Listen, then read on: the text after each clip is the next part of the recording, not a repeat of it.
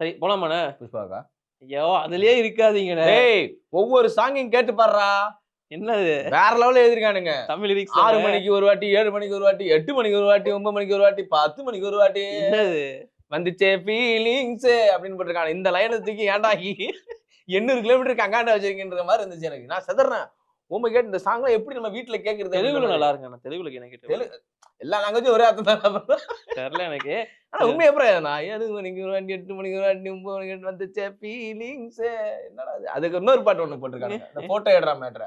Photo எடுறான்னு போட்டிருக்கலாம். மாமனார் வராரு எடுறா, ஃப்ரெண்டு வரா எடுறான்னா என்னடா அர்த்தம் இது?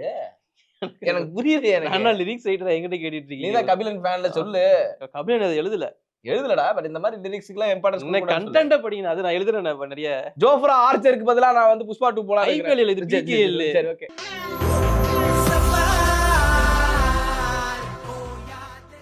ஆடிலால் ஸ்போர்ட்ஸ் நேயர்களே அனைவருக்கும் வணக்கம். நான் விஜய் சிட்டி, என்னுடன் sports Nitesh. Pro kabaddi league வேற லெவல்ல போயிட்டு இருக்கு. உங்களுக்கு தெரியும் டிசம்பர் 29 ஃபைனல் முடிய போது. 23ஆம் தேதி லீக் மேட்சஸ்லாம் ஓவர் ஆக போகுது. இப்போ வந்து ஒவ்வொரு டீம் எந்த இடத்துல இருக்கு, என்ன நிலைமையில இருக்கு, இனிமே ஜெயிச்சா வருவாங்களா? ஏன்னா லாஸ்ட் ஸ்டேஜஸ்ல இருக்காங்க. ஒரு டீமுக்கு ஒரு 5 மேட்ச் ஒரு 4 மேட்ச் தான் இருக்கும். அது மட்டும் தான் நீ சொல்லணும். இப்ப பாரு 5 மேட்ச் 4 மேட்ச் தான் இருக்கும். இப்ப கபடியில நீ தான் பயங்கரமான ஆளாச்சா. சோ இப்ப எந்தெந்த டீம்னா தப்பிச்சு வர்றதுக்கு வாய்ப்பு இருக்கு இல்லன்றத நீ எனக்கு சொல்ல போற. லாஸ்ட் 3 டீம் எப்படி இல்லன்னு சொல்றது தெரிஞ்ச விஷயம். 12ஆவது இடத்துல பெங்களூரு புல்ஸ் இருக்காங்க. வாய்ப்பில்ல ராஜா. அதாவது இது ஃபர்ஸ்ட் சொல்லிடுறேன், ஒரு சின்ன டிஸ்க்ளைமர் போட்டுறேன்.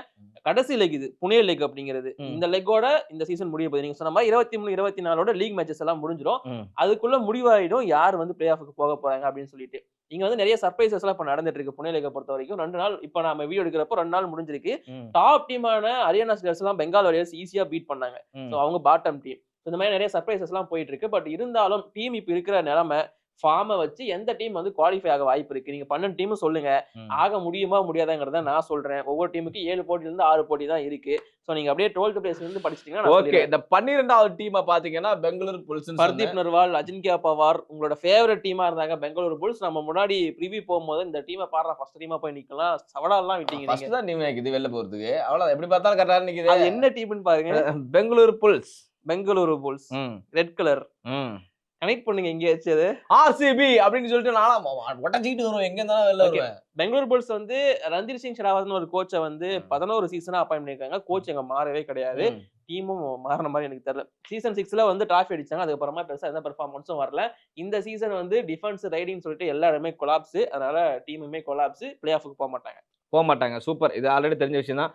அதுக்கப்புறம் 11 இடத்துல குஜராத் ஜெயின்ஸ் இருக்காங்க. 15 மேட்ச் 4 நாள் தான் வின்னு. 9 மேட்ச் தோத்துருக்காங்க. பாயிண்ட் ரொம்ப கம்மியா இருக்குண்ணே. ஆமா பாயிண்ட்மே ரொம்ப கம்மி. 29 பாயிண்ட் கூட தொடல. சோ இப்போ நீங்க பிளே ஆஃப் குவாலிஃபை ஆகணும் அப்படின்னா ஆவரேஜ் பாயிண்ட் பிகேஎல் வந்து 63. அட என்ன அப்படின்னா இவங்க வாய்ப்பே இல்ல. ஆமா இவங்களுக்கு வந்து பேலன்ஸ் வந்து 7 போட்டி இருக்கு. 7 போட்டி ஜெயிச்சாங்கன்னா அவங்களுக்கு வாய்ப்பு இருக்குண்ணே.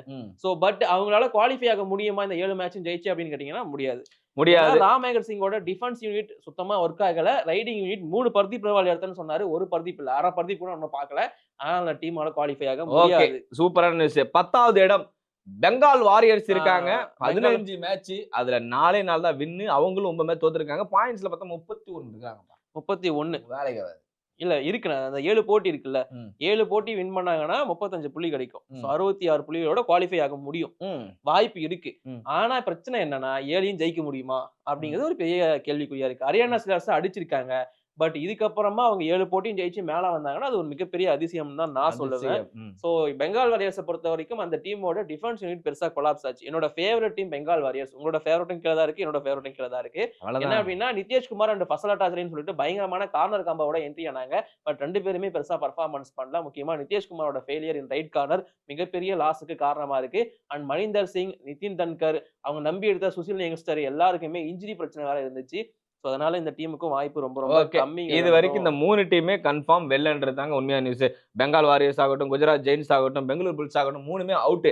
இப்ப இருக்கிற 9 டீம் இதுக்கப்புறம் பர்ஃபார்ம் பண்ணாங்கன்னா, ஏன்னா லாஸ்ட் ஸ்டேஜஸ்லாம் இருக்காங்க. ஒரு குறிப்பிட்ட மேட்ச் ஒரு 5-6 மேட்ச் இருக்குன்னா அதெல்லாம் பர்ஃபார்ம் பண்ணாங்கன்னா மேபி இவங்க எல்லாம் பிளே ஆஃப்ல வரலாம். பெங்காலுக்கும் குஜராத்துக்கும் கூட மேத்தமெட்டிக்கல் சான்சஸ் இருக்கு. அடுத்து நீங்க சொல்ல போற டீமுக்குமே பொறுமையா வரேன். அப்படி காரணம் என்னன்னா 9வது இடத்துல தமிழ் தலைவாஸ் இருக்காங்க. பெரிதும் எதிர்பார்க்கப்பட்ட தமிழ் தலைவாஸ். இந்த 9வது 10வது இடத்தை விட மாட்டாங்க இப்ப கடைசி 2-3 சீசன். 15 மேட்ச் அதுல 5 மேட்ச் ஜெயிச்சிருக்காங்க, 9 மேட்ச் தோத்துருக்காங்க. பாயிண்ட்ஸ் வந்து பாத்தீங்கன்னா 33 பாயிண்ட். இனி வரப்போற மேட்சஸ் எல்லாத்தையும் நாக் அவுட் மாதிரி விளையாண்டு ஜெயிச்சாங்கன்னா அவங்க உள்ள வரலாம். ஏன்னா பிட் அடிக்கிறேன் காட்டுறேன் உனக்கு. அதுல ஒரு போட்டி டை, அது சொல்ல மறந்துட்டீங்க. ஒரு போட்டி டை. ஓகே.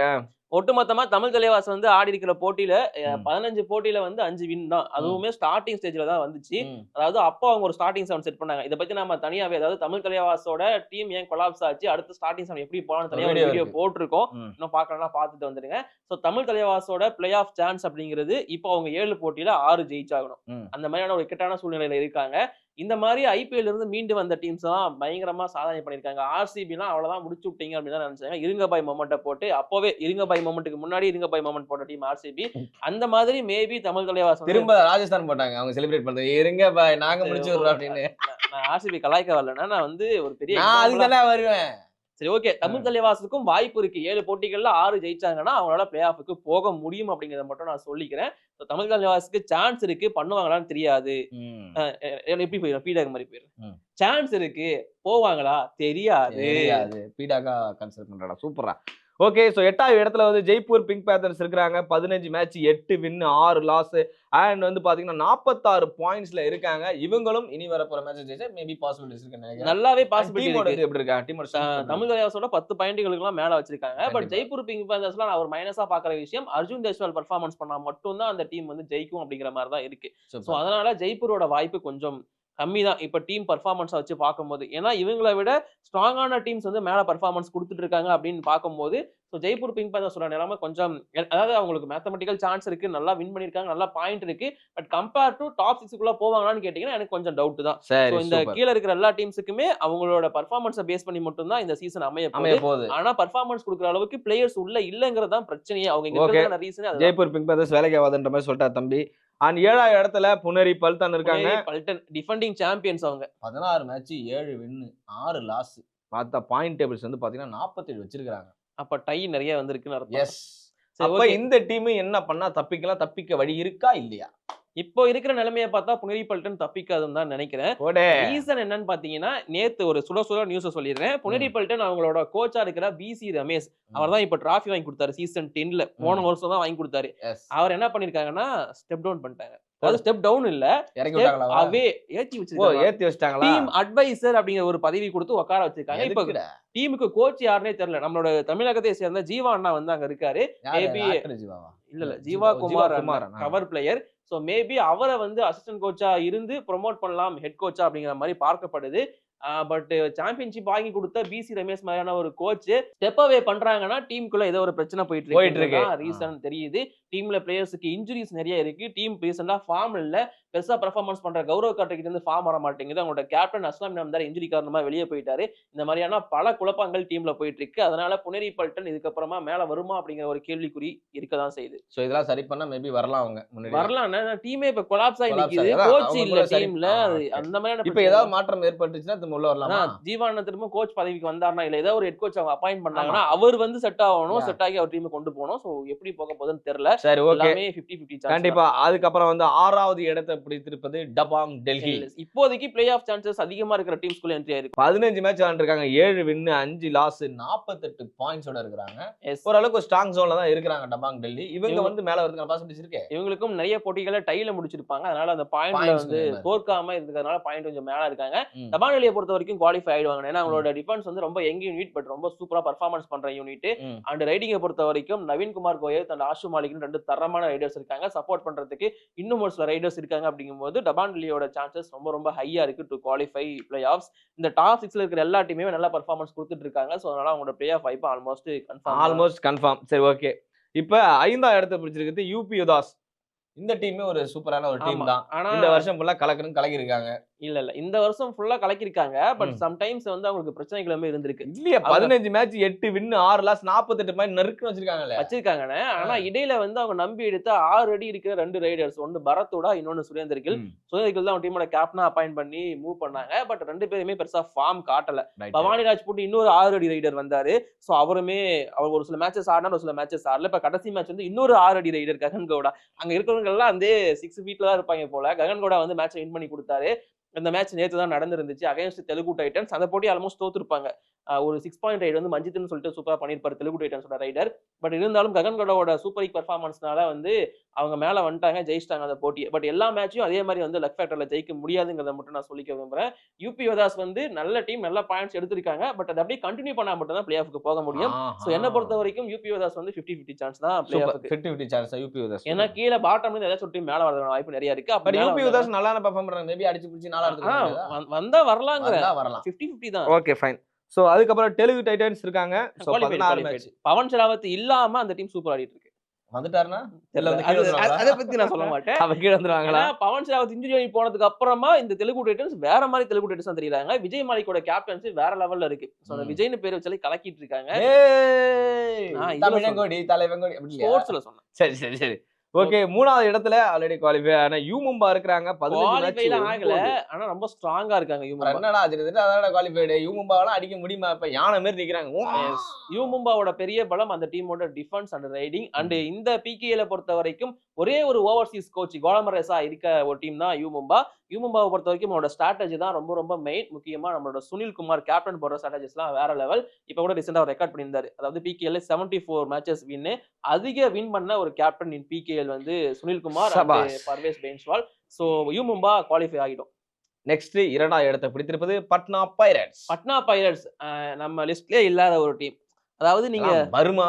ஆமா அப்படின்னு நான் கேட்டேன் முதல்ல. ஆமா கழிவுகளில ஊத்துனீங்க. ஆனா ரெண்டாவது இடத்துல பட்னா பைரட்ஸ். ஏன்னா பட்னா பைரட்ஸோட அந்த டீம் காம்பினேஷன் செட் பண்ண விதங்கள் அப்படிங்கிறது செமையா இருக்கு. DNA அப்படின்னு சொல்லி ஒரு காம்போ இருக்கு. அதாவது தேவங்க் அண்ட் கூடவே அயன்னு சொல்லிட்டு 2 பேருமே ரொம்ப டால் ரைடர்ஸ் நல்ல பெர்ஃபார்மன்ஸ் கொடுத்துட்டு இருக்காங்க. தேவங்க் இதுக்கு முன்னாடி பிகேல இருந்திருக்காருன்னு ஜெய்ப்பூருக்கு ஆடி இருக்காரு, பட்னாக்கெல்லாம் ஆடி இருக்காரு. பட் இருந்தாலும் பர்ஃபார்மன்ஸ் வரல. பட் இந்த சீசன் அவர் எஃபெக்ட்ஃபுல்லா யூஸ் பண்ணியிருந்தாங்க.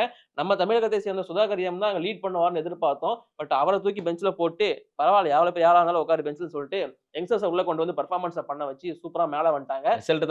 அந்த 2 ரைடர்ஸ் தான் ரொம்ப ரொம்ப முக்கியமான ரீசன். அதுவும் இன்ஜுரி ஆகாம இது வரைக்கும் ஆடிட்டு இருக்காங்க. சோ அப்படியே கண்டினியூ பண்ணி பிளே ஆஃப்க்கு போயிடுவாங்கன்னு தான் நான் சொல்லுவேன். Nice super. சோ ஃபர்ஸ்ட் இடத்துல ஹரியானா ஸ்டீலர்ஸ் 16 மேட்ச் 12 வின். 4 தான் தோத்து 62 பாயிண்ட். நான் குவாலிஃபைடா போடா அப்படின்னு சொல்லிட்டு அவங்களுக்கு ஒன்னும் ஐ திங்க் 6 போட்டி இருக்குன்னு 6 மேட்சையும் மாதிரி எங்களுக்கு 7 போட்டிகளுக்குள்ள அவங்க தோத்தா கூட அவங்க குவாலிஃபைடு தான். குவாலிஃபை என்ன டாப் 2ல கூட இருப்பாங்க. அந்த அளவுக்கு பாயிண்ட் எடுத்து வச்சிருக்காங்க. 62 பாயிண்ட்பா. 62 63 இடத்தாலே குவாலிஃபிகேஷன். அவ்வளவுதான் முடிஞ்சு. ஹரியானா ஸ்லேஷோட பெரிய பலம் நீங்க என்ன வேணா சொல்லுங்க. என்ன பொறுத்த வரைக்கும் மன்பிரீத் சிங் அந்த கோச் தான் என்னோட ஃபேவரட்.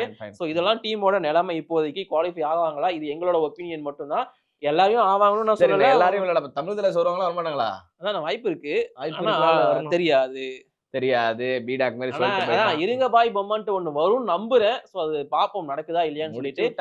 அது வராம இருந்தா சரி. அது ஆல்ரெடி வந்துருச்சு. இருங்க பாய் பொம்மன்ட் அதுக்காக வரணும். சோ இப்போதைக்கு எங்களோட ஒபினியன் சொல்லிட்டு உங்களோட ஒபினியன் படி யாரு டாப் 6 அதாவது பிளே ஆஃப் குவாலிஃபை ஆவாங்க அப்படிங்கறத மறக்காம கீழே கமெண்ட் பண்ணுங்க. இந்த மாதிரியான வீடியோஸ்க்கு சேனலை சப்ஸ்கிரைப் பண்ணுங்க. அப்புறம் என்ன வழக்கம் போலதான்.